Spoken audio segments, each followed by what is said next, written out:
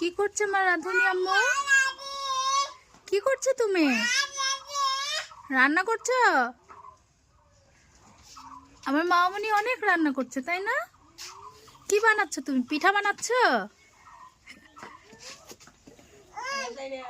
অনেকক্ষণ হয়েছে তোমার কাজ, চলো এখন। হয়ে গেছে? তোমার এই যে কালি পড়ছে, দেখো এই যে হাত মুখে কালি পড়ছে। আল্লাহ, সব কাজে আগে আগে যাবে আমার মাটা। এই জন্যই বলে মেয়ে মানুষ, মেয়ে মানুষ সব কাজের আগে আগে থাকে, তাই না? জি, হয়ে গেছে। আচ্ছা তুমি আসো, পড়ে যাবে। আসো আসো আসো। হ্যাঁ হয়ে গেছে, পিঠা বানানো হয়ে গেছে। আসো, নিয়ে চলো এখন, ঘরে নিয়ে চলো।